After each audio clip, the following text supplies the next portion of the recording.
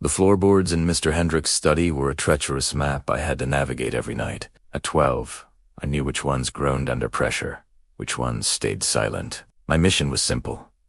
Get to the kitchen, grab whatever food I could find, and get back to the room I shared with my little brother, Leo, before the monster woke up.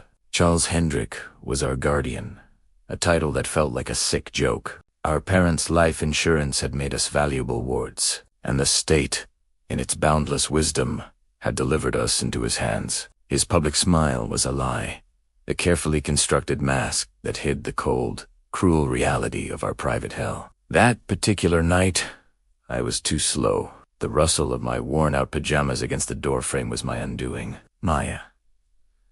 His voice was a low whisper, slithering out of the darkness. Come ere. My heart tried to beat its way out of my chest.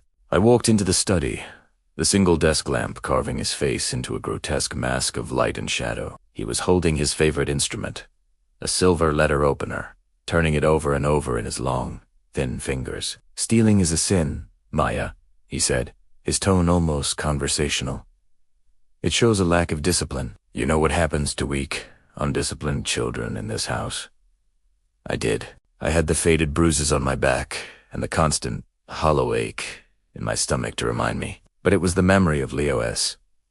Silent sobs after being locked in the closet for a full day that suddenly forged a new emotion in my chest. Not fear, but a cold, hard knot of hatred. I was hungry, sir, I said, my voice surprisingly steady. He stood, his tall frame seeming to block out all the warmth in the room. Hunger is a lesson.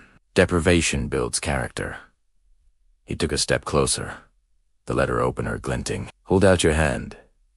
This was his ritual. A small, sharp cut on the palm. So you remember, he'd always say. But that night, I didn't look at the blade. I looked past him, at the framed photograph on his desk. It was of his sister, Elizabeth, the only person he had ever loved, who had died years ago. He'd built his financial advising firm in her memory. As the cold metal touched my skin, a plan, perfect and terrifying, begun to form. It wasn't a child's fantasy of rebellion. It was a patient, meticulous blueprint for total destruction. The sharp sting was nothing. I was already somewhere else. I was already winning. The following years were a performance worthy of an award. I became the perfect ward, obedient, quiet, and useful. I learned his routines, anticipated his needs. I showed a dull, respectful interest in his business, asking simple questions about stocks and clients. He mistook my scrutiny for admiration. He never saw the viper coiling at his feet. The day I turned 18, I took Leo and moved into a cramped, roach-infested apartment. I got a job as a receptionist at a law firm, telling Hendrick it was to be independent. He was pleased. It meant one less mouth to feed. He never knew I was funding my own vengeance. My job gave me 2 weapons: legal knowledge and access to powerful computers. Every night, I taught myself about digital forensics, encryption, and financial fraud. I remembered his vulnerability as sister. His computer password, which I'd glimpsed countless times, was Lizzie Quatrebear. His security questions were all about her. It took 2 more years of meticulous work, 2 years of saving money, of smiling through my monthly visits, of quietly copying files from his computer while he slept, aided by a keylogger I installed during one of my helpful visits to clean up his computer. I uncovered everything. He wasn't just a monster. He was a criminal.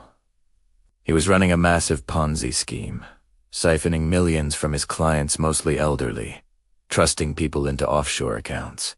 He was using his sister's name to set up shell companies, profaning the one pure thing in his life for his own greed. The night of my revenge was the anniversary of Elizabeth's death. He was always at his weakest then, drowning his sorrows in bourbon in his study. I let myself in with my key. The house was silent, thick with the smell of expensive alcohol and regret. He was slumped in his leather chair, the photo of Elizabeth in his hand. He looked up, his eyes glassy. Maya. He slurred. What do you want?